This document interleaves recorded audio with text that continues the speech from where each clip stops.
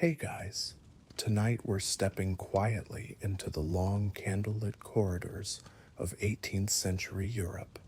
You're standing on creaky wooden floorboards in a drafty old palace, the smell of beeswax and cold stone in the air, and someone is practicing their harpsichord a little too loudly, 3 rooms away. You're about to be born not as a royal Russian, not yet, but as a small German girl with a future bigger than she can possibly imagine. Your name is Sophie Friederike Augusta von Anhalt-Zerbst. That's a mouthful even in your own language, and you'll end up swapping it for something sleeker later on. But for now, it's 1729, you're swaddled in thick linens, and you've just arrived in Stettin, a modest fortress town tucked into the cold gray Baltic coast. Your family, respectable, not remarkable.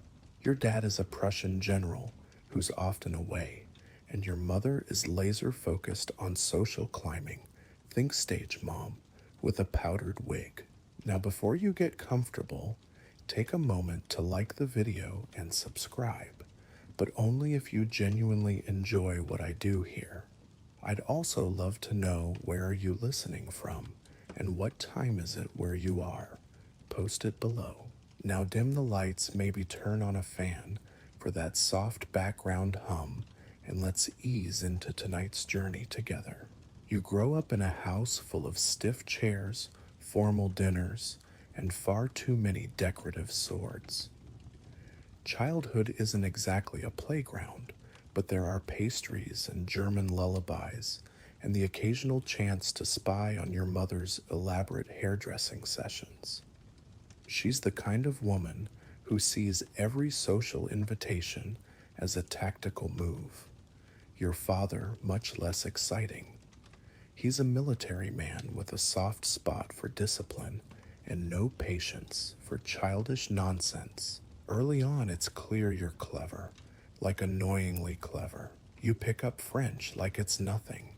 You memorize long, boring etiquette rules and still have enough brain power left to wonder why the adults all talk in whispers when letters arrive from distant courts. You know you're being groomed for something. You just don't know what yet. By age 10, you've outgrown your tutor's patience. You ask too many questions, you speak too boldly, and you're terrifyingly good at chess. Your mother sees the spark in you, but rather than encourage it, she aims it. Her new goal, get you married and into royalty. Somehow, somewhere. Meanwhile, you keep growing into your tall, sharp-featured self, and people start noticing that you don't quite fit the mold of a simpering duchess-to-be. You have opinions. You enjoy debates. You read thick, boring philosophy books on purpose. This is both endearing and alarming to your relatives. And then, just as your hair begins to cooperate and your posture is finally deemed acceptable, a letter arrives. It's from Empress Elizabeth of Russia. Not personally, of course, but the message is clear. There's a young heir named Peter, a Romanov by blood, who needs a suitable wife. He's technically your cousin, but that doesn't bother anyone because, well, royalty. The catch. You're going to need a serious makeover. Religion, name, wardrobe, language. You're expected to mold yourself into a Russian Grand Duchess like it's just another childhood hobby. Your mother is thrilled. She starts rehearsing your curtsies in double time and trimming your diet delicately, implying that you'll look better in a corset with fewer strudels in your system. You pack your trunks. You leave Stettin behind. You cross into a world of frosted windows, terrifying court politics, and dresses so heavy they could anchor a boat. Historians still argue whether your early ambition was nurtured by your upbringing or sparked by sheer boredom. Either way, the wheels are turning. You arrive in Russia and realize two things immediately. It's cold, and it's enormous. The palaces are gilded, the carriages are absurdly bumpy, and every servant seems to be judging your accent. You smile a lot. You speak carefully. You pay attention. Because this isn't a fairy tale, it's an audition. Your future husband, Peter, is complicated. He's moody. He's immature. He likes playing soldier more than he likes playing prince. He may or may not still be obsessed with Frederick of Prussia, his personal hero. You, you're not exactly feeling the sparks, but you nod and smile and act like this is exactly what you dreamed of. Spoiler, it wasn't.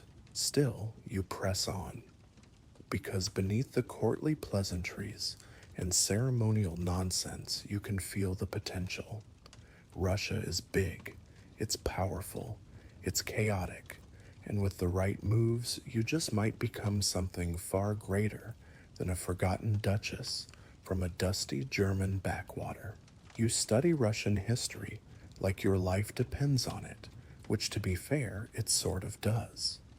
You win over important courtiers by asking just the right number of polite questions about their estates. You even try your hand at Orthodox theology, which is not the easiest bedtime reading, let me tell you. And somewhere in there, buried under layers of silks and diplomacy and candlelit rituals, you begin to imagine it. Not just survival, but leadership. You can see the throne. You can almost feel the fur trim of the imperial mantle. You're not just learning how to play the game, you're figuring out how to run the board. But you'll have to bide your time.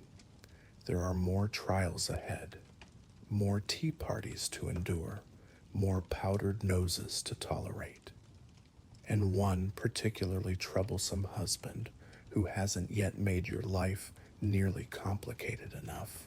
So your name is now Ekaterina Alexeyevna. Catherine, to keep things simple. You've just converted to Orthodox Christianity in front of a crowd of solemn, slightly suspicious dignitaries. You're 14, you don't understand half the prayers, but you smile through the incense, the choral echoes, and the sheer, overwhelming scent of ceremonial fur. Your mother cries, but mostly because the dowry negotiations were exhausting.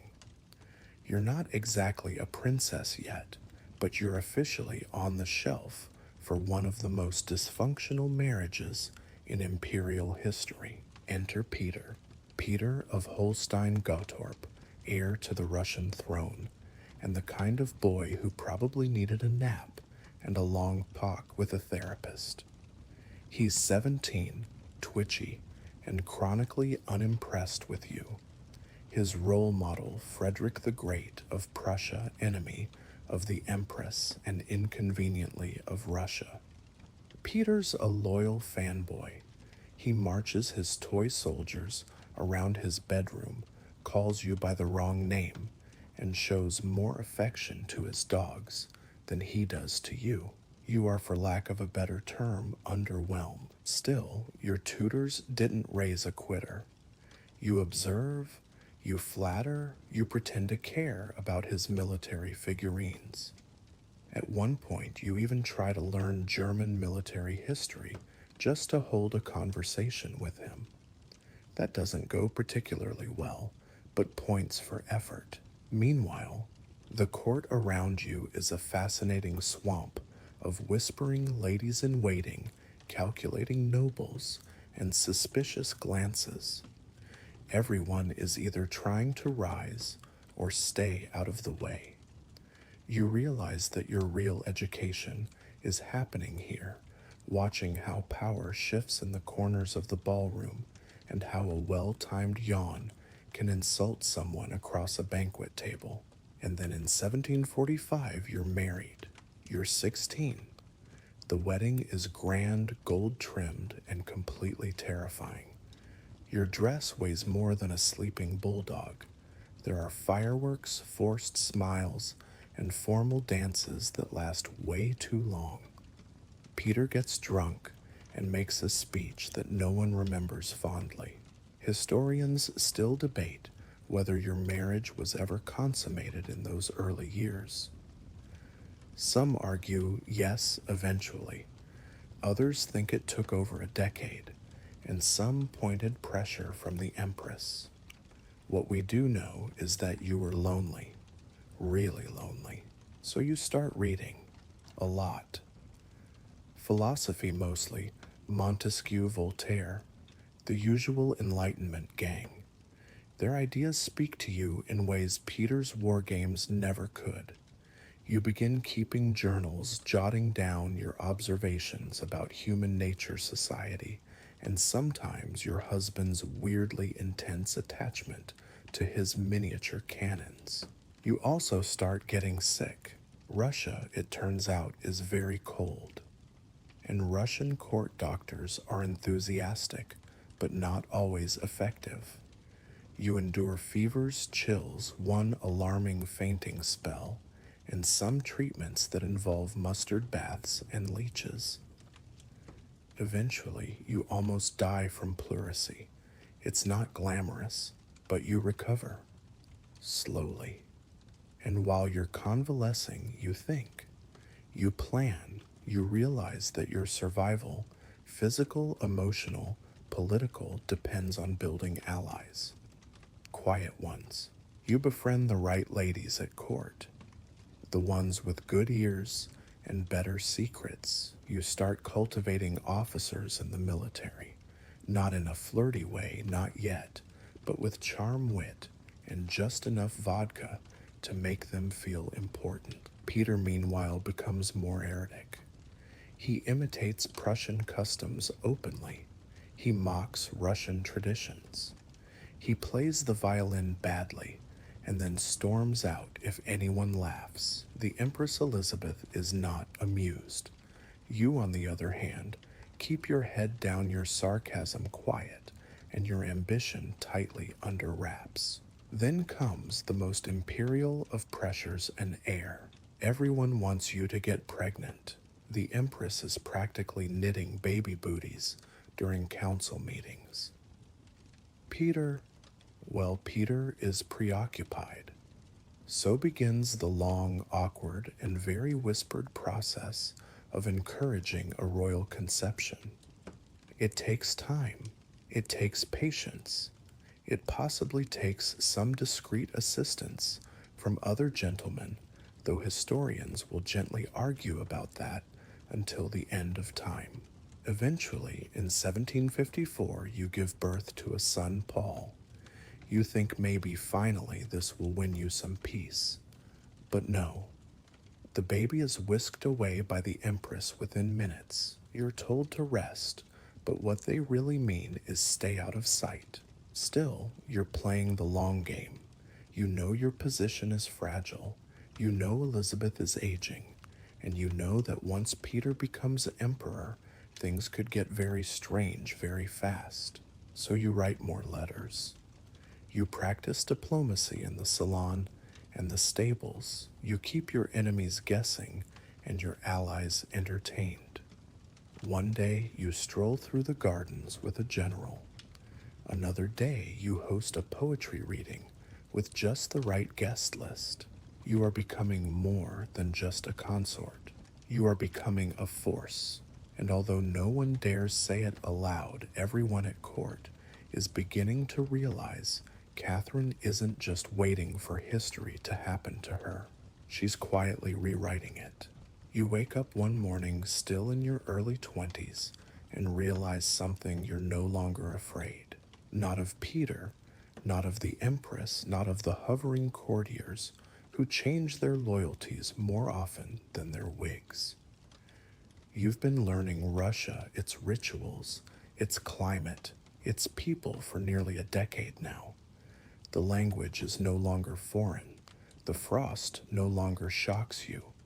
You have arrived, quietly, steadily, without trumpets or duels. But you're here, and then the Empress Elizabeth dies. Just like that, the woman who pulled you into this glittering mess of tiaras and intrigue is gone. One day it's court dances and ceremonial soup, and the next the empire is draped in black and Peter is Tsar. Peter the Third, technically, but emotionally still Peter, the anxious Peter, the disastrous. His reign begins in 1762, and it feels less like a coronation and more like a fire drill with violins. Your husband immediately alienates nearly everyone. He adores Prussia still and signs a treaty with Frederick the Great that enrages the Russian army. He orders new uniforms that everyone hates. He talks about secularizing church lands, upsetting the clergy. And for good measure, he starts insulting important nobles during breakfast. You, meanwhile, drink your tea and say very little. Outwardly. Inwardly, you're preparing. You meet with officers. You talk softly in gardens and walk slowly through echoing halls, accompanied by just the right people at just the right time. You are visible, but never suspicious. You are loyal, but strategically. And then in July of that same year, you make your move. It starts in the early hours of a sleepy St. Petersburg morning. While Peter is relaxing at one of his country estates, possibly dressed as a Prussian officer and definitely unaware you slip into uniform. Yes, you, in a military outfit, with a sash and everything. You ride to the barracks, you stand tall, and you proclaim yourself Catherine II, Empress of Russia. The soldiers cheer. They love you. You've been winning their loyalty for years with quiet toasts, whispered support, and a distinct lack of incompetence. Back at his estate, Peter panics. He tries to flee. Then he writes a formal abdication letter with all the enthusiasm of someone ordering cold soup. A few days later, he's dead. Historians still argue whether his death was planned accidental or the unfortunate result of overzealous supporters. You are not directly blamed. You write a mournful, dignified announcement and move forward, firmly. And now, you rule. You, Catherine II, a German-born noblewoman with a love of books and a talent for surviving awkward silences, are the Empress of all Russia. It's official. There are new portraits, a new title, a new crown. You are crowned with full imperial ceremony at the Cathedral of the Dormition in Moscow, robe, orb, scepter, all of it. The gown weighs more than your firstborn.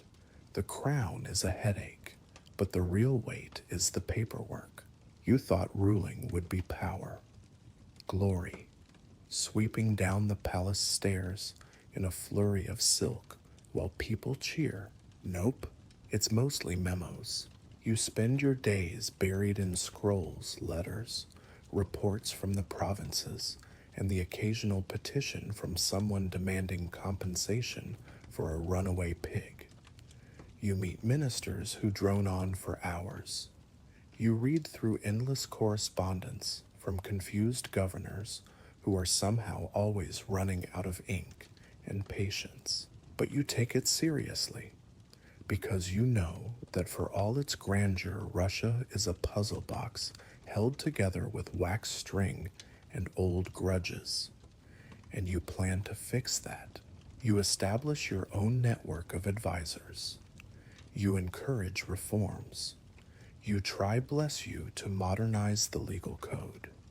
Your dream is a rational, enlightened Russia, a land of law, fairness, and perhaps slightly less bear-related crime.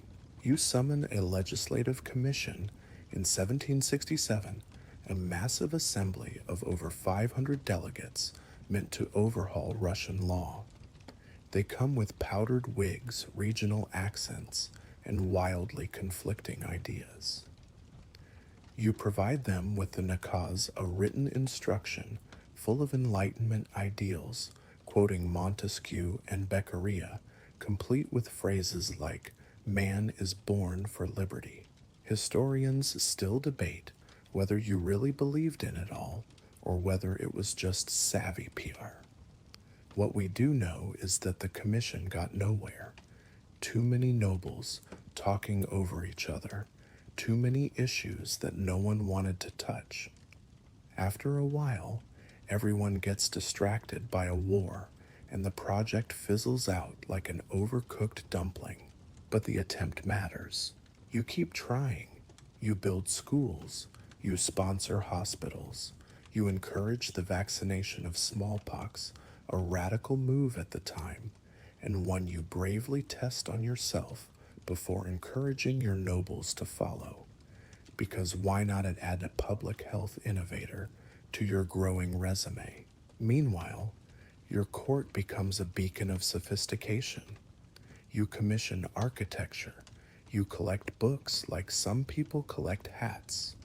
You write essays under pseudonyms, hold courtly salons, and slowly, steadily make yourself the epicenter of Russian intellectual life. Not bad for someone whose husband once tried to ban your favorite novel. Of course, none of this means the job gets easier. The empire is vast, ornery, and frequently on fire. But you, Catherine, are no longer just surviving. You are shaping, directing, editing the story of Russia like a patient, highly caffeinated playwright. And just behind your polite smile, a mind that never stops moving. There's a moment, just a flicker, really, where you could sit back. You've taken the throne, smoothed out the panic, published your enlightenment-flavored instruction manual, and made a respectable number of nobles slightly nervous. But you're not built for basking. You're built for building. Unfortunately, your husband left behind more than just a bad aftertaste. He left behind a whole network of people who still whisper about what might have been. Some of them don't love the idea of a woman in power. Others are just bitter they weren't promoted. And then there's your son Paul lurking in the wings like an awkward plot twist you're not ready to deal with yet. Still, for now, you focus on what you can control. You dive into governance. You don't rule from afar, you micromanage. You read reports until your eyes blur. You host councils, reorganize the army, and shuffle provincial governors like a deck of mismatched cards. You take questions seriously, even the silly ones. One governor asks whether he can change the color of official seals to match his favorite coat. You pretend to consider it. You do not approve it, and still you make time for the people, or at least for the image of doing so. You tour your empire. Russia is large and bumpy and prone to sudden storms and alarming smells. You ride in carriages across half-frozen rivers. You nod through speeches in towns no one remembers how to pronounce, and you smile at children who have clearly been bribed with candy to wave flags at you. Along the way, you ask questions, real ones. You notice how serfs live. You take notes on infrastructure. You make mental lists, roads to fix laws, to revise officials to replace with someone marginally less incompetent. Meanwhile, the court back home simmers. You've left trusted advisors behind, but the rumors continue. Some say you're too ambitious. Others say not ambitious enough. And then, just as you're catching your breath, Peter's ghost returns. Well, not literally. Meet Yemelyan Pugachev.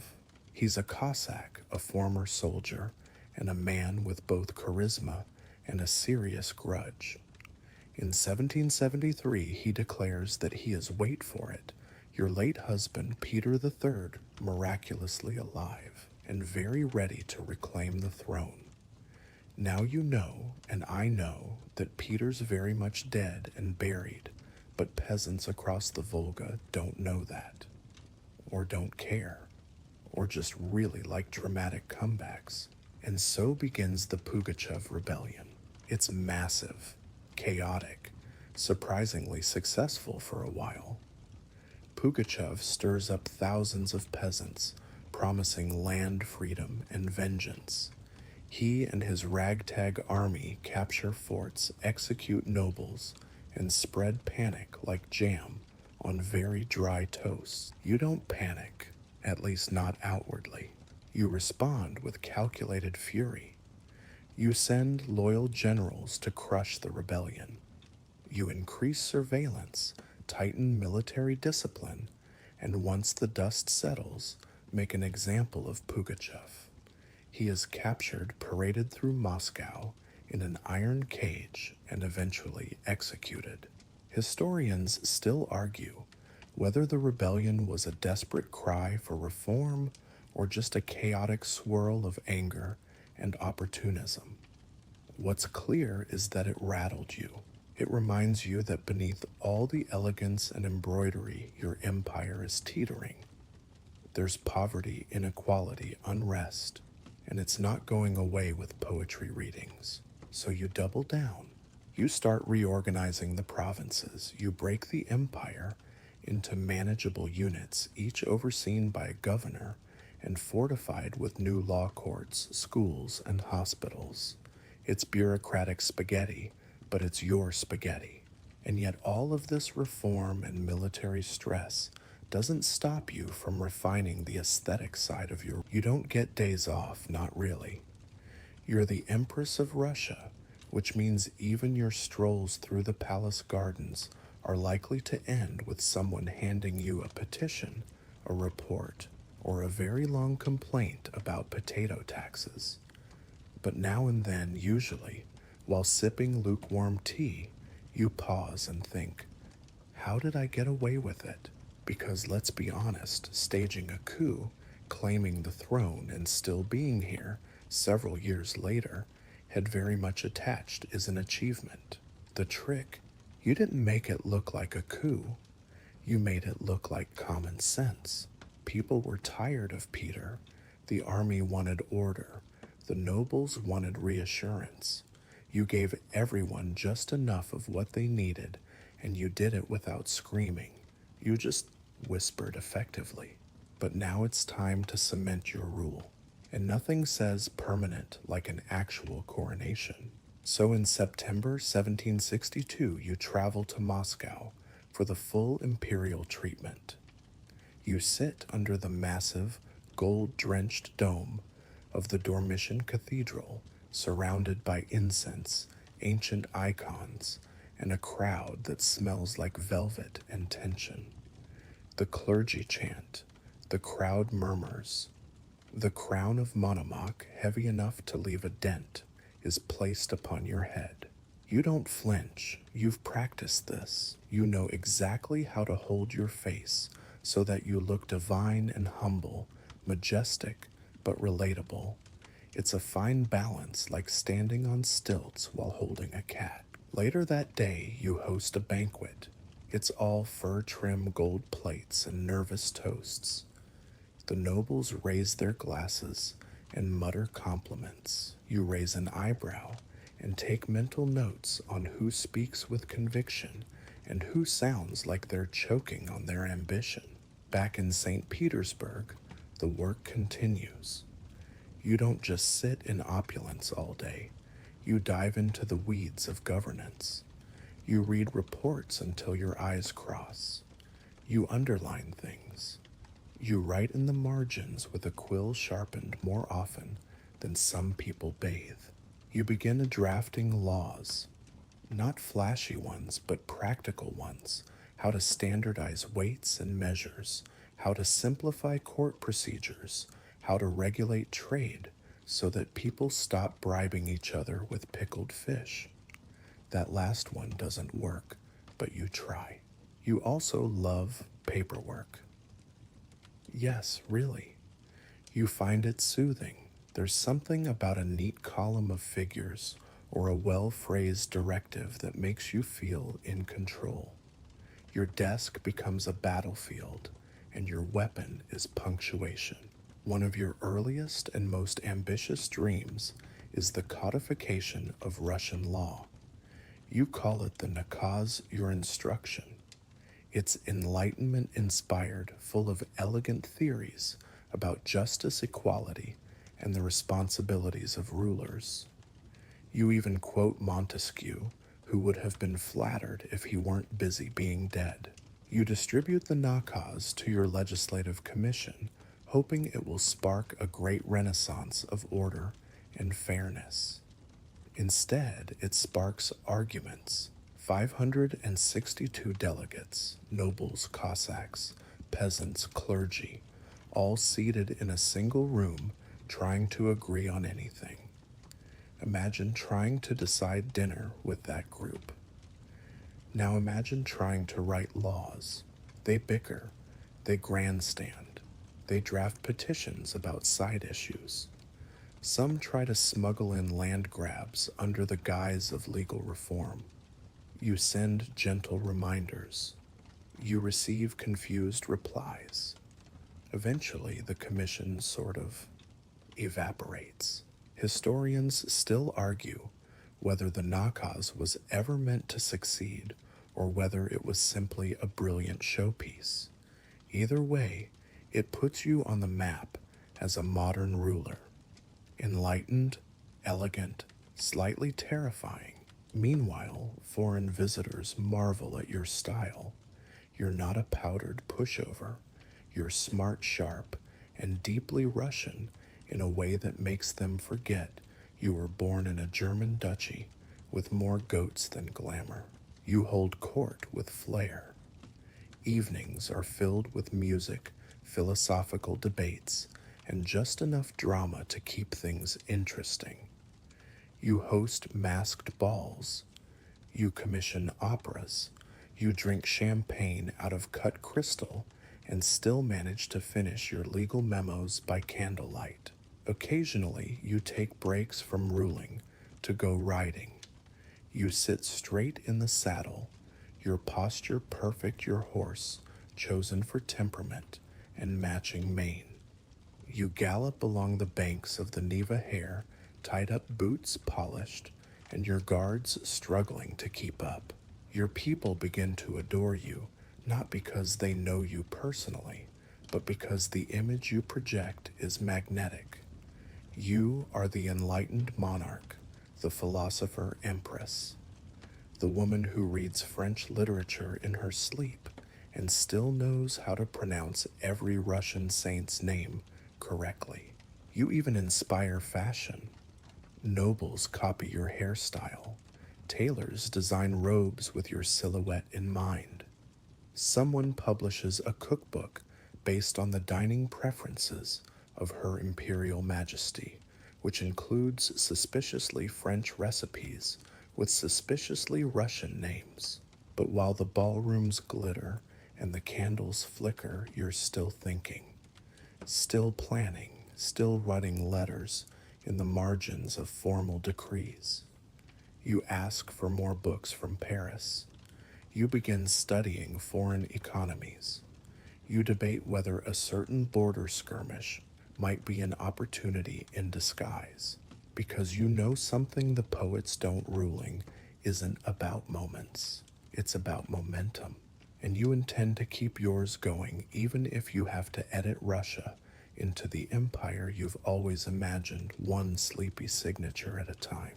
The sun rises later and later as the Russian winter deepens, and you sit by the window in your study, wrapped in a shawl, scanning a report from a provincial governor who has just discovered that half his grain stores were eaten by mice. You sip tea. You underline the part about plague concerns. Another day, another empire-sized to-do list. It's easy to forget sometimes just how sprawling Russia is under your rule. From icy Arctic shores to the Caspian Sea, from the Polish border to the edges of Siberia, your empire is a patchwork quilt stitched together with shaky roads, questionable loyalty, and a whole lot of paperwork. And guess what? You are responsible for all of it. You begin with structure. After the Pugachev rebellion, you realize just how fragile your control over the provinces truly is. So in 1775, you issue a sweeping administrative reform. You divide Russia into provinces and districts, each with a designated governor, judges, and police. Every inch of land now has someone accountable. The nobles, of course, grumble, because they always grumble, but you remind them that chaos benefits no one, especially not those with expensive waistcoats. Every morning you read updates: birth records, crop yields, cream statistics, including one extremely detailed complaint about a stolen goat in Tver. You even create state-run orphanages and midwifery schools because a functioning empire begins quite literally at birth. Then comes the question of image. You are no longer the upstart. You are the institution. But institutions must dazzle, so you polish the facade. Palaces gleam under layers of fresh paint and imported chandeliers. Your court becomes the envy of Europe, ornate, but not fussy grand, but still oddly cozy. Ambassadors come to marvel at the architecture and leave marveling even more at your wit. You hold long, winding conversations in flawless French, peppered with jokes that make your advisors snort into their napkins. One visiting noble swears you quoted Plutarch and Moliere in the same breath, then called for more raspberry jam. Behind the laughter, though, you're watching everything. You notice which courtier is too eager to agree with you. You remember who hesitated before backing your reforms. You reward quietly. You punish even more quietly. Someone once called you a velvet glove around a marble hand, and you rather liked that. You also deepen your relationships with key allies. Grigory Potemkin, for example. Ah yes, Potemkin, soldier, strategist, showman. You find in him something rare, a brilliant mind that doesn't threaten yours. He's bold, theatrical, fond of fur hats and oversized parades, but beneath the bluster, he's a genuine partner in your plans. You task him with governing the southern territories, and he does it with flair. He builds towns, ports, fortresses. He even designs villages so picturesque that visiting dignitaries are convinced they've stumbled into a painting. Some say he staged them Potemkin villages, they'd be called, though historians still argue whether that was slander or truth. Either way, the phrase sticks. Meanwhile, you expand the empire. The first big prize, Crimea. After years of war with the Ottoman Empire, fueled by strategic alliances, clever diplomacy, and a few lucky cannon shots, you annex it in 1783. Russia finally has access to the warm waters of the Black Sea. It's a geopolitical victory wrapped in a seaside ribbon. You celebrate with a massive journey south, a grand procession through your new lands, complete with fountains, fireworks, and possibly a few overly excited camels. The nobility is suitably impressed. The people are suitably distracted, and you, Catherine, are now known not just as a reformer, but as a conqueror. But it's not all parades and pastries. Expansion comes with its own headaches. New borders to defend, new populations to integrate, and new administrators who sometimes confuse taxation with casual extortion. You address it all with a pen so sharp it could draw blood. And back home, the courts keep spinning. You pass charters of rights for the nobility, cleverly worded to give them just enough to feel secure without actually handing away real power. You extend privileges to the merchants. You promote industry. You even dabble in banking, which is less glamorous than it sounds and involves more shouting about ledgers than you'd prefer. But for all your reforms, you still haven't touched the root of Russia's greatest injustice, serfdom. You see it, you hate it, but you know that touching it directly could break the fragile loyalty of the landowning class whose support you need. You encourage improvements in their treatment. You write carefully about the dignity of all people, but you stop short of actual emancipation. Historians still debate this. Was it caution strategy, a missed opportunity, or just the limits of enlightenment, ideals, in a deeply feudal world? You wonder about it too late at night, staring out the frost-ringed windows of the Winter Palace, wondering whether posterity will judge you for the things you couldn't fix. Still, the empire runs. The reforms stick, and the people, despite their hardships, begin to murmur your name with a curious mix of awe, fear, and admiration. Catherine the Great. The title hasn't been officially granted, not yet, but you can feel it rising, whispered in salons, toasted in military barracks, scribbled in the margins of diplomatic letters. You never asked for the name, but you're not about to correct anyone. You settle deeper into power. Though settle might be the wrong word, it implies rest, and you never really rest. You glide, you orchestrate, you outlast. Now that the borders are firming up and your throne no longer wobbles like a poorly built footstool, you set your sights on the one thing you've always loved more than glittering medals and well-behaved courtiers' laws, or rather the idea of laws that actually make sense. Russia at this point is a legal swamp. Some laws date back to Ivan the Terrible. Others were hastily scribbled during vodka-fueled council meetings. There's no single code, just a tangled mess of decrees, traditions, and vague threats involving banishment and turnips.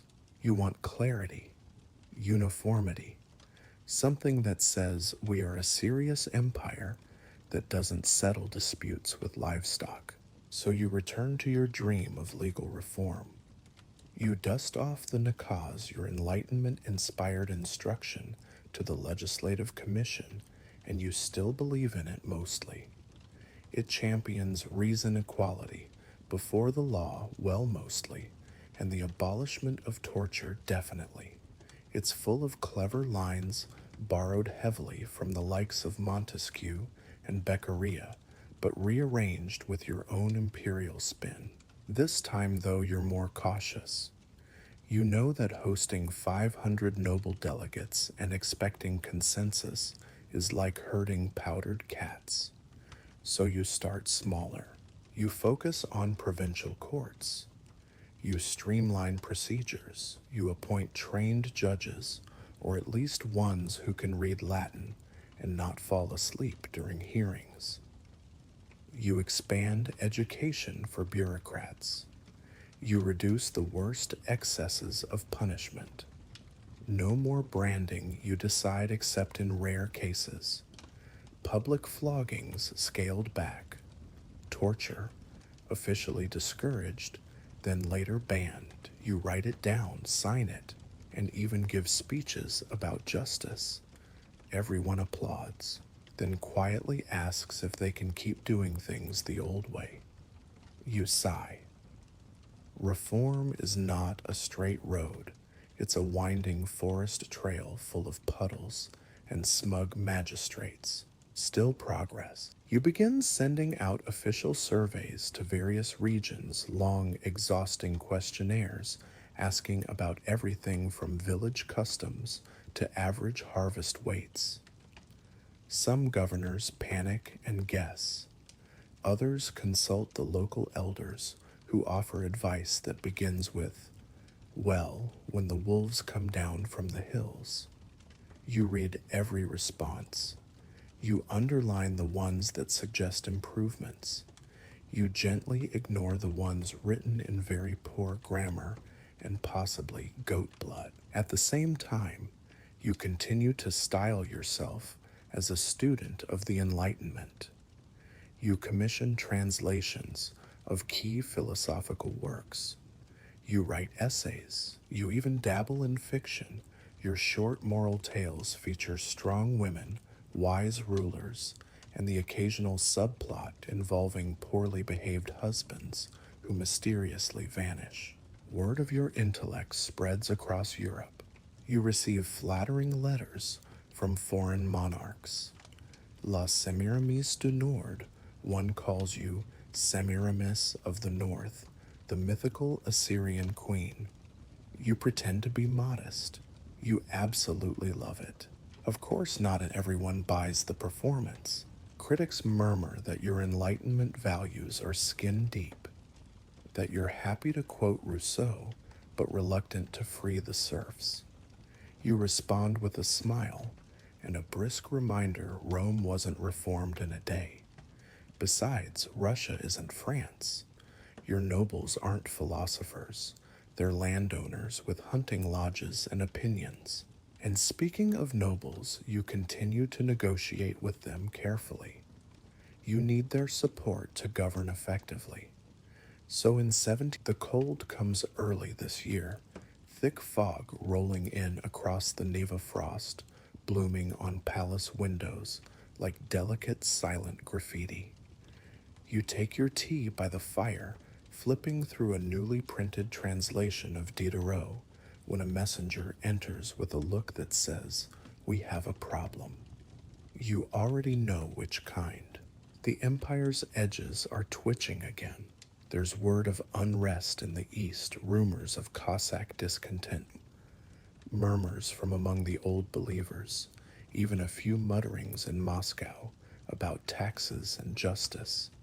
But this time, it's not a whispering noble or an impatient general. It's a man calling himself Peter III. Yes, again. This time, it's Yemelyan Pugachev, a Cossack, a charismatic opportunist with a tattered uniform and an uncanny resemblance to the late Tsar, or at least a decent enough likeness if you squint and drink heavily. In 1773, he tells the peasants he is your dead husband, miraculously escaped from assassination, here to right wrongs and free the people. The pitch convincing, the timing catastrophic. Russia is still recovering from war and administrative overhauls. The economy is strained. Serfdom, never a crowd favorite, is grinding the lower classes into the dirt. All it takes is one man with confidence and a mustache, and suddenly tens of thousands are rallying under his banner. Pugachev leads an army of peasants, Cossacks, and deserters. They capture forts. They execute landowners. They promise land and freedom. For a time, it looks like he might actually threaten Moscow. You don't blink. You call your generals. You call in loyalty from every regiment you've spent the last decade, charming with careful favors and eye-level toasts. You unleash disciplined troops who know exactly how many rifles it takes to suppress a peasant uprising and how many bribes it takes to stop local officials from defecting. Still, it's not quick. The rebellion stretches on for nearly 2 years. Fortresses fall, towns burn, local governors panic. You issue firm, reassuring statements that somehow manage to sound both maternal and menacing. You know better than to look shaken. Historians still argue about Pugachev's motives. Was he a true believer, a cunning trickster, or just a symptom of Russia's deeply broken system? Likely he was all three. What's undeniable is that he tapped into a dangerous truth. The empire rests on millions of shoulders that bear the weight but reap none of the reward. Eventually, in 1775, Pugachev is betrayed by his own men, brought to Moscow in an iron cage, and publicly executed. You don't gloat. You barely speak his name. You let the silence do the work. But you remember, and you act. The rebellion isn't just a scare, it's a lesson. A very loud, very bloody reminder that Russia cannot simply be ruled from palaces and powder rooms. So you take your already ambitious administrative reforms and double down. You restructure provinces again, cutting them into smaller units for better control. You create a clearer chain of command. You strengthen the local police force, not the kind with swords and swagger, but clerks with ledgers and schedules. You want information flowing faster than rebellion. And then you begin the real work: soft control. You encourage Orthodox missionaries in newly settled regions. You allow the gentry to form local assemblies, giving them just enough say to feel important. You tighten your grip with silk gloves. At the same time, you lean into propaganda. Not loud posters or angry decrees, but portraits, dozens of them. You in military uniform, you in classical dress styled like a Roman empress. You with a quill in hand, the philosopher queen. They're distributed widely. Every noble household gets one. Every foreign ambassador sees them. Even remote governors receive tiny prints to hang above their ink-stained desks. You also begin crafting a different legacy for Peter the Third, one that makes it very clear you were the legitimate successor. You commission carefully worded histories. You emphasize your connection to Empress Elizabeth. You remind people that Peter was unstable, unpredictable, unpopular, and definitely very, very dead. Meanwhile, you reassert control over the church. It's been growing restless. The clergy don't like being taxed. They don't love your Enlightenment tendencies, and they definitely aren't fans of your more secular policies. So you stroke their egos, grant a few symbolic favors, and quietly continue your policy of keeping them politely in their lane, one of your boldest moves. Secularizing church lands hundreds of thousands of acres that are brought under state control. It reduces the church's wealth dramatically, but funds education and public works.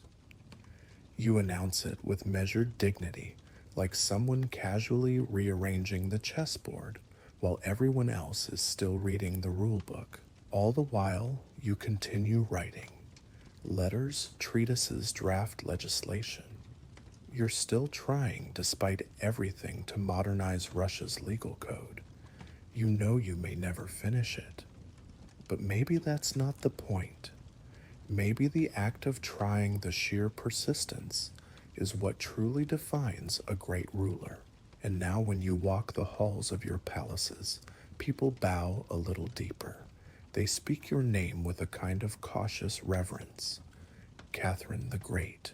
The name's becoming real, not official, not crowned, but earned. Still, you don't relax. You know what Pugachev proved, that greatness doesn't shield you from rebellion, and power is never permanent. But you're still standing, and for now, Russia listens.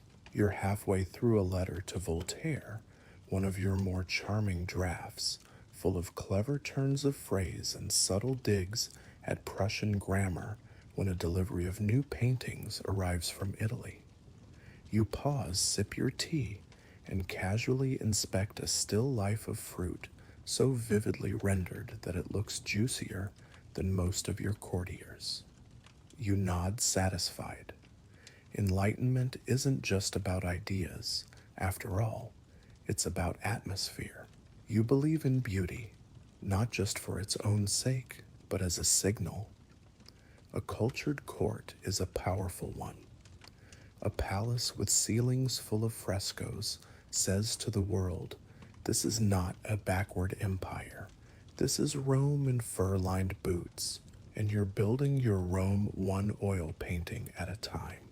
The Hermitage, your private sanctuary of art, has outgrown its beginnings. What started as a handful of collected works tucked into a corner of the Winter Palace is now one of the grandest collections in Europe. You buy entire galleries from bankrupt French nobles. You commission copies of rare manuscripts. You collect Greek statues, Dutch masters, French porcelain, and even a few questionable Flemish landscapes that you pretend to like because the frames are nice. Sometimes you walk the halls at night, candle in hand, whispering to yourself in French. You imagine a future scholar saying, "Here she dined under Rembrandt. Here she revised tax law beside a Titian." And yet while your salon dazzles with oil and marble, your mind remains focused on ink and paper. You're still writing letters. So many letters. To Diderot, you write with breezy insight, inviting him to Russia, then gently ignoring his advice when he actually arrives and talks too much. You keep up your correspondence with Voltaire, exchanging sly jokes and philosophical musings until his death in 1778 leaves you unexpectedly bereft. You don't show it, of course. You simply add another candle to your desk and draft a new essay on governance while the snow piles against the palace walls. Meanwhile, your Enlightenment brand keeps growing. Foreign observers are dazzled. They report home about your sharp mind, your command of languages, your ability to debate political theory while adjusting a diamond brooch. You're not just a monarch, you're a phenomenon. Something between Minerva and a state official. Still, you understand the limits of philosophy. You may write like a French intellectual, but you rule like a Russian empress. You know when to quote Rousseau and when to order more cavalry. It's a balancing act, and nowhere is that more apparent than in education. You believe in it deeply. For men, for women, for bureaucrats, even for midwives. You expand the network of state schools. You launch the Smolny Institute for Noble Maidens, the first of its kind in Russia. You send teachers to the provinces. You import textbooks, commission translations, and encourage the study of science, though you draw the line at alchemy. Too messy. You want a literate nation, an informed one, but not a rebellious one. So while you encourage knowledge, you're careful about what kind. You monitor publications. You frown at revolutionary tracts.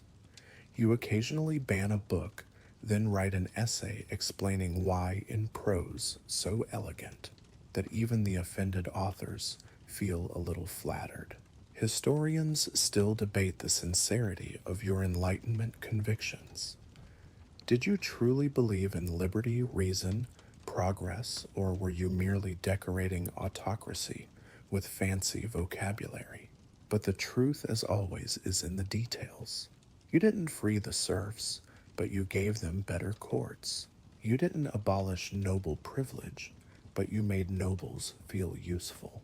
You didn't host a revolution, but you made reform seem fashionable. And while Paris teeters toward chaos, you sip claret in St. Petersburg, watching it all unfold with a raised eyebrow and a very sharp pen. At court, your tastes become law. Ladies copy your hairstyle, which somehow balances feathers, pearls, and subtle intimidation. Gentlemen try to match your wit and fail often spectacularly. Everyone tries to guess which philosopher you'll reference next. Voltaire is safe, Montesquieu is stylish, but Rousseau is a bit unstable. You prefer Voltaire. He never tried to overthrow anyone. Meanwhile, your court becomes the heartbeat of the Russian cultural world. You commission operas, attend theater performances, and support young composers. You host masquerades, costume balls, and long evenings of music where diplomats try to interpret every metaphor in your toasts. It's not just about entertainment, it's messaging. Every aria, every embroidered curtain, every gilded harp says this is a modern empire. This is civilization. This is Russia, and it is great. But beneath the powdered elegance, your thoughts are never far from politics. You read reports between dances. You issue decrees before breakfast. You draft military strategies beside your chessboard. Even your love of the arts becomes a diplomatic tool when a German prince visits you. Give him a private tour of the Hermitage and ensure he leaves with a book of poetry, a favorable trade deal, and the realization that you are 10 times smarter than he expected. You are no longer the girl from Stettin. You are the architect of your own legend, and in a world where empires fall with one badly worded proclamation, your story continues charming, commanding, and always, always under control. You tap the map with your quill, tracing the twisting lines of rivers and mountain ranges, eyes narrowed. The ink smudges a little near Crimea, annoying. You'll have someone redraw it later. For now, you're focused on what really matters, the borders of your empire. Because an empress doesn't just rule land, she acquires it. And by the 1780s, Catherine the Great is very much in acquisition mode. Russia is already massive, but you're not content to rest on a frozen empire. You have ambitions measured, strategic, sometimes wrapped in lace and politeness, but ambitions all the same. And your neighbors, well, they've got problems, which is exactly what you like to see. Take Poland, for example. The once great Polish-Lithuanian Commonwealth is now a shadow of itself, fragile, decentralized, full of bickering nobles who veto more laws than they pass. You see opportunity. So do your equally ambitious neighbors, Prussia and Austria. And in one of history's more awkward dinner parties, you all agree to divide the struggling country into bite-sized pieces. In 1772, the first partition of Poland, you carve off a nice chunk for Russia, vast lands in what's now Belarus. You justify it as necessary for stability and protection. Your officials use words like buffer zone and frontier management. But everyone knows it's about power. It always is. And the best part, you make it sound reasonable. Diplomats nod, your people cheer, the nobles shrug. And you write to your foreign pen pals about the unfortunate but inevitable logic of geopolitics. Historians still argue over your motivations. Were you strengthening Russia, weakening rivals, or simply taking advantage of a crumbling neighbor? Likely it's all true. But what matters is that your borders expand and your maps require regular reprinting. You don't stop there. In the south, the Ottoman Empire still looms a tired lion, but dangerous nonetheless. You know, a Black Sea port would give Russia critical access to warm water trade routes. So you push, not with parades, but with policy. Not just with troops, but with timing. The Russo-Turkish wars become your proving ground. Your generals' men, like Suvorov and Potemkin, march southward with skill, firepower, and a deeply theatrical sense of triumph. Towns fall, fortresses surrender, and by 1783 you annex Crimea, the jewel of the Black Sea. It's not just a military victory, it's symbolic. The Ottomans tremble, Europe gasps, and your empire gains a new southern sparkle. You commemorate it with a grand tour of the newly acquired territory, a rolling caravan of carriages, dignitaries, silk tents, and theatrical villages constructed to impress foreign guests. Rumor has it, Potemkin built entire fake towns along your route. Potemkin villages, they're called, just to make the place look more developed than it really was. Historians still debate whether the villages were fakes or just strategically embellished. You don't clarify, let them wonder. You ride through Crimea like a queen of myth, admired by locals, toasted by generals, and serenaded by orchestras that definitely didn't rehearse enough. From the deck of your river barge, you wave regally to peasants, governors, and confused livestock. You wear blue silk and carry a fan, and the whole scene feels like an imperial opera, with you as both lead soprano and conductor. The world takes notice. Frederick the Great of Prussia raises an eyebrow. Austria grows nervous. Britain dispatches ambassadors to study you. Even France, which is busy inventing political catastrophe, sends flustered envoys who report back. She is terrifying, but polite. Your control of Crimea leads to the Treaty of Kuchuk-Kainarka, which forces the Ottomans to recognize your new territory and even grants you the right to protect Orthodox Christians in Ottoman lands, a diplomatic loophole you will exploit brilliantly in the years to come. Back home, your people cheer your victories. Church bells ring, pamphlets circulate with heroic woodcuts of you in armor astride a snorting horse you never actually rode. You don't correct the illustrations. Why would you? You even begin styling yourself Catherine the Legislator of the Tauric lands, which is a rather fancy way of saying I own Crimea now. Meanwhile, you subtly reshape Russia's position in Europe. You're no longer the awkward outsider empire. You're at the table. You're playing chess while others are playing checkers, then wondering why the board is suddenly on fire. You also understand the value of soft diplomacy. You court alliances not just with armies, but with charm.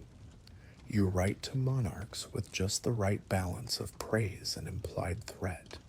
You send lavish gifts to foreign courts.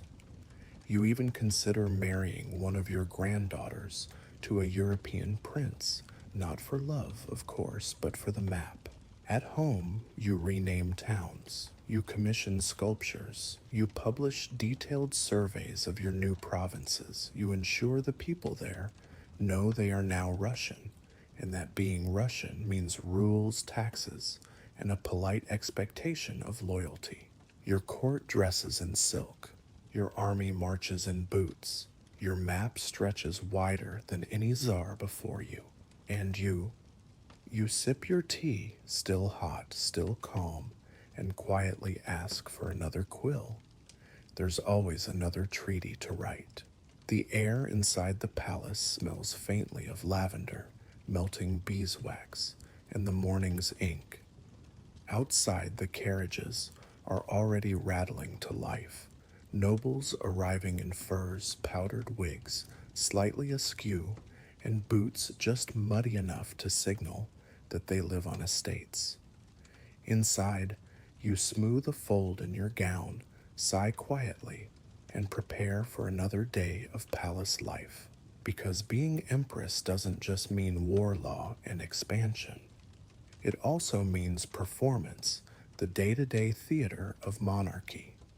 And yours is a production with no intermission. You rise in early, not dramatically early, just early enough to show discipline. Servants bring you hot water, fresh linen, and a morning brief petitions. Military updates the occasional poem from a noble trying to get noticed. You dress with the help of your ladies-in-waiting layers of silk petticoats and precisely chosen jewelry. Each item is a message. A blue sash for military unity, a brooch that once belonged to Empress Elizabeth for continuity, and always just a little extra sparkle for the foreign ambassadors who pretend not to notice, but always do. Your mornings begin with reports. Trade numbers crop updates minor court scandals like the one involving Count Orlov, a disgruntled cook, and someone's missing canary. You raise an eyebrow. You make a note. You move on. Next audiences. Nobles arrive with practiced bows. Foreign visitors try their best to look humble in front of the most powerful woman in Europe. You smile graciously. You ask gentle questions about their journeys, their countries, their health. You listen, but always carefully. Every word they say tells you something. Who's nervous? Who's confident? Who's hiding something behind too much praise? Then lunch.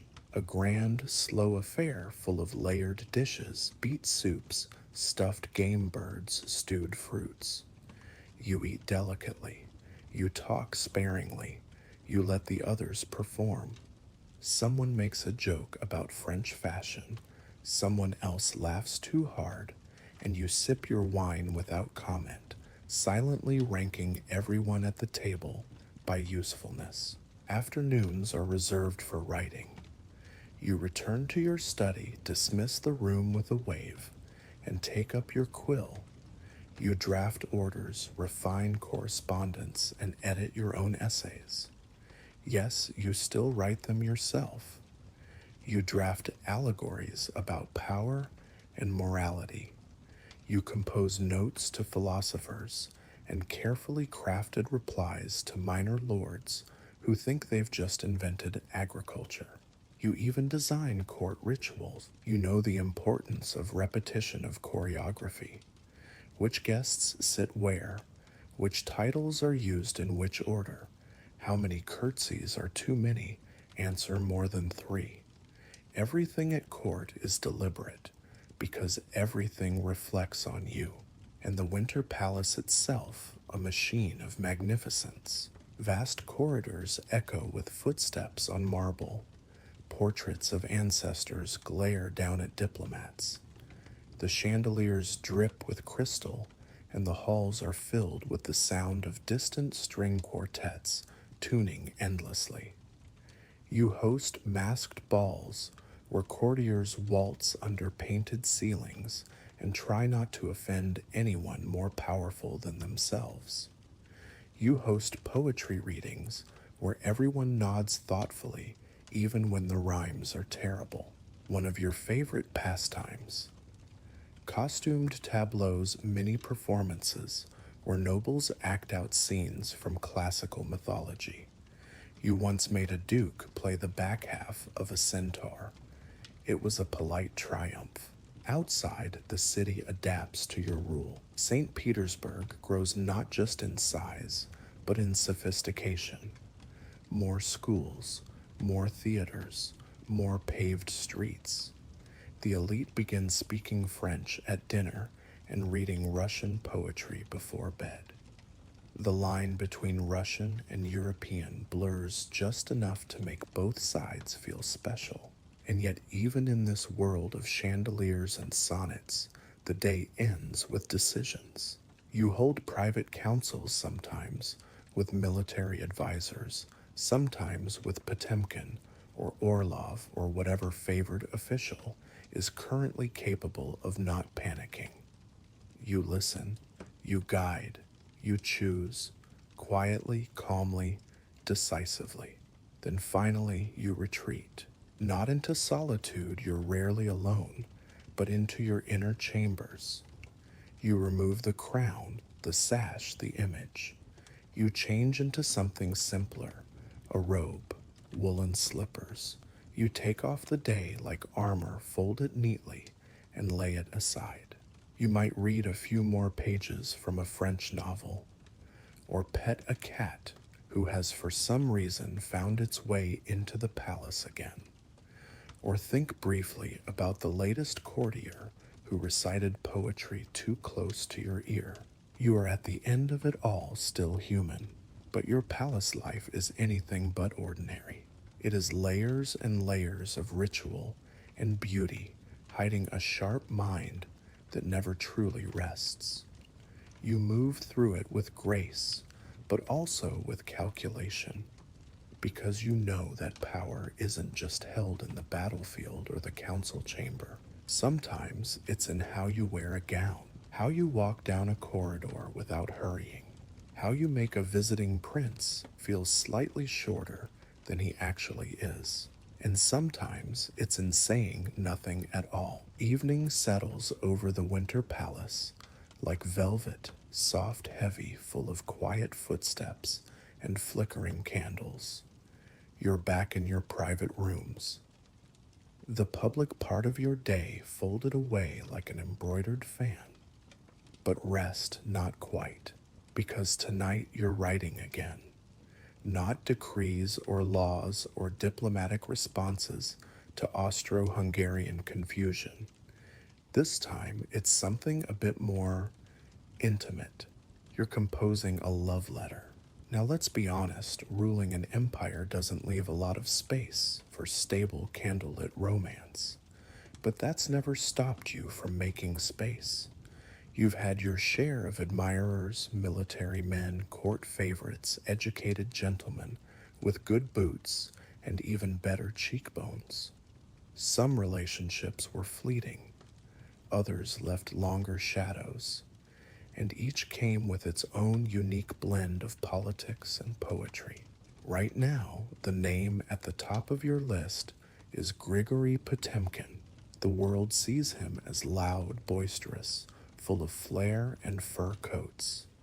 But to you, he's sharp, capable, equal parts whirlwind and anchor.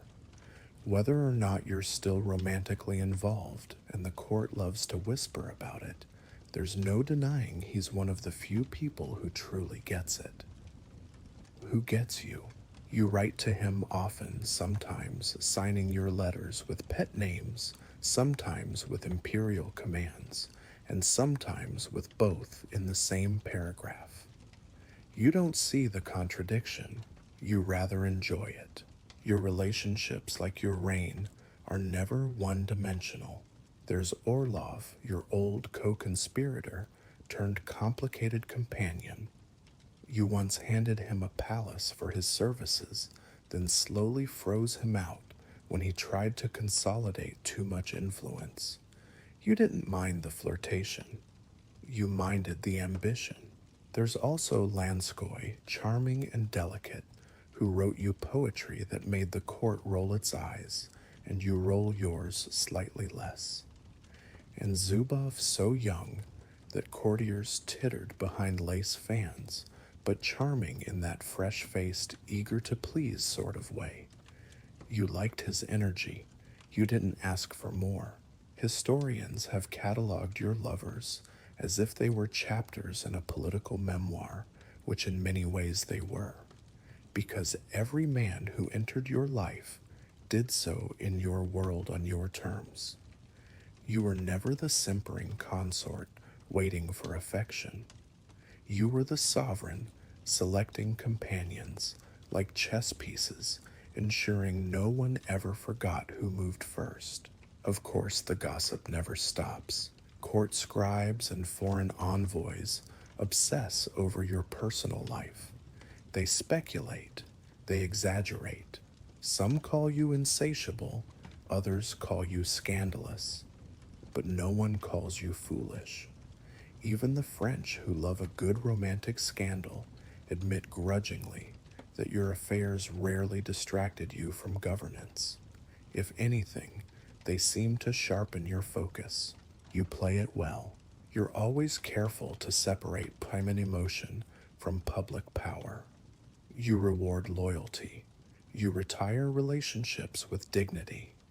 When one favorite fades from view, another appears with just enough delay to maintain plausible propriety. In the letters, you burn the ones that need burning. You keep the ones that make you smile. In your own writings, yes, you write about this too. You occasionally reflect on love, passion, the loneliness of command. You never name names.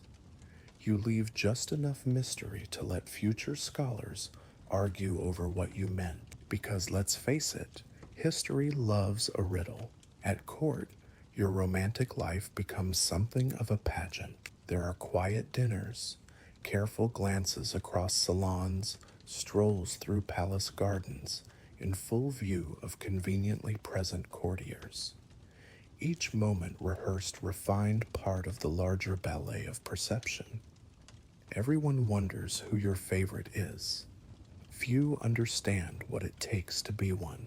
You don't just want charm, you want wit, reliability, strength without bravado, and the ability to listen, truly listen, when you speak about tax reform, foreign policy, or the subtle irony of a Greek statue with Roman features. And yet, for all your romances, you never remarry.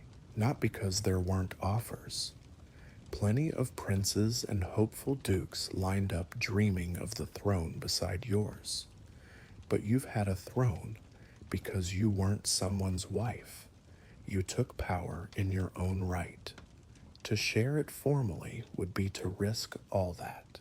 Besides, you like your freedom, the freedom to write until midnight, to dismiss a man with a nod, to stand before a council of generals and speak without deferring, apologizing, or adjusting your tone. You like being untouchable, and yet you're not cold.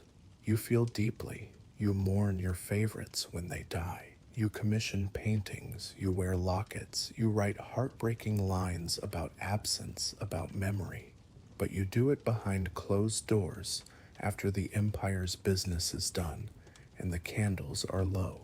And in those quiet moments when the palace is still and the guard's footsteps echo in the marble, you set down your quill and whisper a line to yourself, perhaps from a poem, perhaps from your own mind. Something like, even the Empress has a heart. She just never lets it rule. He was always there, looming at the edge of your vision, the child who had once been taken from your arms and raised not as your son, but as Russia's insurance policy. Paul, you gave birth to him in 1754 under the immense pressure of imperial expectation. The Empress Elizabeth took him almost immediately, cradled him like a trophy, and spirited him away to be molded in her own image. You weren't even invited to name him. That, like so many maternal privileges, was outsourced to politics. And so Paul grew up as a sort of national heirloom, polished, protected, periodically shown to the court, but largely separated from you. Now he's grown. He walks through the palace with sharp boots and sharper opinions, an awkward blend of royal certainty and personal insecurity. He has Elizabeth's formalism and Peter's erratic temperament. He scowls when he thinks people are watching. He quotes military regulations unprompted, and he has a tendency to ask uncomfortable questions, often in public. Questions like, why don't I have more say in state matters? Why is my mother still ruling at 62?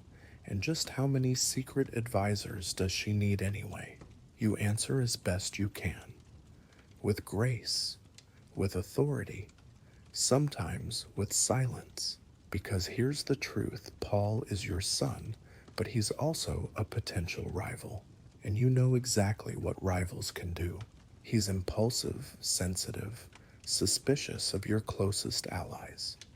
He claims to admire Frederick of Prussia just like Peter did, and he's a little too eager to model himself after military autocrats. He keeps odd hours. He copies the uniforms of foreign regiments. Once he redesigns his servants' livery and insists they refer to him as the real emperor. You smile calmly and request he not hold court during dinner. Historians still argue over how much you really feared him. Some say you considered bypassing him altogether, naming your grandson Alexander as your heir instead. Others believe you were simply trying to buy time, delay the inevitable handover until Paul matured, or at least stopped yelling at his valet about the hallway rugs. Still, you take no official steps to disinherit him. You recognize his legitimacy. You include him in formal ceremonies, consult him on symbolic issues, and even arrange a marriage that will hopefully smooth his edges. He marries Maria Feodorovna, a composed, clever German duchess, who quickly realizes that managing Paul will be the great diplomatic mission of her life. And yes, she succeeds mostly. With her influence, Paul becomes a bit more settled, a bit less volatile. They have children, several in fact, and one of them, little Alexander, becomes a favorite of yours. He's bright, observant, calmer than Paul, and he listens. You begin inviting Alexander to walk with you in the gardens. You discuss history, ethics, and governance, light bedtime topics. You slip him books. You ask what he thinks about laws and war and city planning. He gives answers beyond his years, and you find yourself smiling more when he's around. Paul notices. Of course he does. He writes you letters, formal ones full of wounded tone and veiled accusations. He believes you're trying to turn his son against him, that you see Alexander not as a grandson, but as a backup. You reply carefully. You assure him of his position. You remind him that the empire is vast and that all members of the family have roles to play. You do not say what you're really thinking, that Paul, for all his titles and breeding, may not have the temperament for the throne. You've seen what happens to rulers who act too soon or too rashly. So for now, you remain firmly on the throne, and Paul remains frustrated. He sets up his own miniature court at Gachina, a gloomy estate outside St. Petersburg. There he drills regiments, writes memoranda, and enforces protocols with the enthusiasm of a man trying to turn dinner into a military campaign. He even models his inner circle on Prussian lines right down to the stiff collars and suspicious glances. You let him. Sometimes it's easier to let a volcano fume from a safe distance. At court, the tension is noticeable, but never named. Guests know better than to bring up Paul in your presence unless invited. Your closest advisors tread carefully, and you continue to rule with calm efficiency, issuing decrees, entertaining foreign dignitaries, and occasionally rewriting entire branches of law just to keep things interesting. Still late at night, when the palace is silent and the lamps are low, you wonder what will happen when you're gone. Will Paul rule wisely? Will Alexander be ready? Will let everything you've built, your reforms, your image, your empire, survive a son raised by courtiers and shadows? You don't have the answers, but you have time. And until then, Russia remains under your hand, your mind, your name. Catherine, Empress, Mother, and above all, ruler. 67, that's your age now. The courtiers are whispering about it, not unkindly, not openly, but you hear the shift in tone. The when she was younger stories. The what will happen next speculation. They talk more quietly when you enter the room, not out of disrespect, but because they know you still hear everything. And you do. Every rustle of silk, every change in tone, every political breeze coming through the frosted windows of your court. They might count your years, but you're counting something else. Victories, reforms, territories, and all the mistakes you didn't make. You're not slowing down, not really. You still rise early. You still read reports. You still write notes in the margins of military dispatches like a school teacher correcting grammar. You still reorganize schools, inspect new public health proposals, and occasionally tell off an ambassador without raising your voice. You've ruled Russia for over 3 decades now. You've outlived enemies, allies, lovers, and legends. You've survived coups, rebellions, diplomatic nightmares, and at least one Chamberlain who fainted after mispronouncing enlightened absolutism. You've done it all with a blend of patience, precision, and just the right amount of powdered rouge. And you do it in style. Your wardrobe has become iconic. Even your slippers are tailored. Your gowns are embroidered with subtle symbols, falcons, laurels, Roman motifs. Your wigs are architectural. You still attend state dinners with the posture of a marble column and the expression of someone who's memorized everyone's secrets and is simply waiting to see who slips first. But it's not vanity, it's theater. You understand that being empress isn't just about governance, it's about performance. Every gesture means something. Every necklace speaks a sentence. Even your silence, when timed right, can echo louder than applause. You still have favorites, of course, not just romantic ones, though. The younger Zubov is charming with his soft voice and very good cheekbones, but also administrative ones. Ministers, governors, generals who know how to read a room and a map. You've long since learned to keep circles tight and loyalties tested. And Potemkin, still close, still irreplaceable even now. You're not always together. He governs in the South, oversees military campaigns, sends you dramatic letters, filled with strategic genius and the occasional sketch of a ridiculous mustache, but the connection endures. Deep, complicated, undeniably real. Historians still argue about your bond. Were you lovers secretly married, simply political soulmates? You never confirm. You let the speculation hang in the air like perfume. You like it that way. Meanwhile, your correspondence continues. You write to scholars, to statesmen, to poets. Some of your letters are political, others are philosophical, and some are playful little riddles that future biographers will furrow their brows over for decades.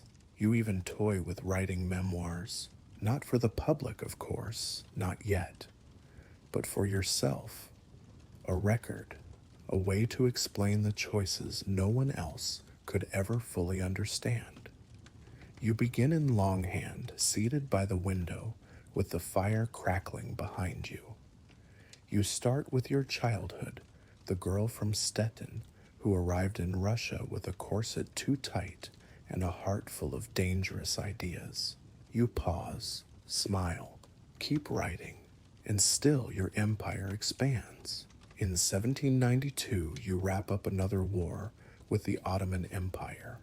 You negotiate a treaty, acquire more land, and write a victory speech that's part triumph, part legalese, and part subtle poetry. You keep your eye on Europe, especially France, where things have gone from stormy to downright bloody. Revolution has broken loose, and kings are losing their heads, sometimes literally. You're horrified, yes, but fascinated too. You write about it. You order increased surveillance of radicals. You ensure your own nobility understands you are reform, not revolution. Progress with Polish. Enlightenment with an iron pen. Your people trust that, most of them anyway. You host more salons. You commission more buildings. You fund universities, hospitals, even a foundling home, with proper heating and actual doctors, a rarity in Russia at the time. You inspect them yourself. You don't trust secondhand flattery. One day, a young schoolgirl recites poetry for you. Her voice shakes. Her posture is excellent. You nod quietly pleased. You wonder what kind of Russia she'll inherit. Because, yes, even now, your mind turns to the future. You're still ruling, still writing, still reshaping the empire. But you know time is finite. You see it in your reflection. You feel it in your joints. You hear it in the way ministers begin answering your questions just a little too quickly, as if they're already thinking ahead to who comes next. You don't let it bother you, not visibly. You simply carry on. One more law, one more school, one more letter to that irritating governor in Novgorod who keeps misquoting Cicero. Because your legacy isn't just what's written in history books, it's what still works after you're gone. It's late autumn, and St. Petersburg is already wrapped in its early shroud of fog. The palace windows frost in delicate silver spirals. The streets are quieter now, the bustle gentled by cold and routine. Inside the winter palace, the fire crackles, but you don't feel quite as warm as you used to. You're still working, of course, still drafting notes, skimming policy proposals, issuing small corrections with a steady hand. Your handwriting, while more careful these days, still commands with the same authority it always has. But there's a slowing now, a softness to your movements, a certain lengthening of pauses between sentences. On the morning of November 16, 1796, your staff finds you collapsed on the floor of your private study. The air still smells faintly of ink and old paper. A note lies beside you unfinished. It was probably meant for one of your ministers, or perhaps Alexander, your grandson. You don't speak. The palace doctors rush in all linen cuffs and worried mutters, but you're already beyond them. They say you died the next evening peacefully. There is no drama, no grand pronouncement, just an absence. Word spreads like ripples across a frozen lake. The court goes into mourning, black armbands and long faces. The nobility whisper, some in grief, some in calculation. Foreign ambassadors send urgent messages home, and across your vast empire in towns you never visited, and farms you only ever saw in reports, people pause, because Catherine is gone. Historians still argue, of course they do. Some say you were a brilliant manipulator, others call you a true child of the Enlightenment. Some dwell on your romances, some on your policies, some on the parts of your life that make for easier headlines. But the truth is you ruled for 34 years. You expanded Russia's borders by hundreds of thousands of square miles. You built schools, rewrote laws, wrote essays, read endlessly, governed, constantly, and outlasted everyone who underestimated you. And now it's over. Your body lies in state, dressed in ceremonial robes, your face composed into a gentle frown of final concentration. The people file past, peering in silence. Some make the sign of the cross. Some simply stare. They want to see the woman who ruled them and who did it so well that they almost forgot she wasn't born to do it. Paul, your son, takes the throne. He does it with a stiffness that lacks your grace. One of his first acts is to bury his father, Peter III, with full honors, a final symbolic swipe at your reign. He revokes many of your edicts. He tries to stamp his own authority on the empire, but the shadow you cast is long, and history is patient. Your grandson Alexander will rule later. He'll do it with some of your charm and much of your curiosity, and perhaps a trace of your restraint.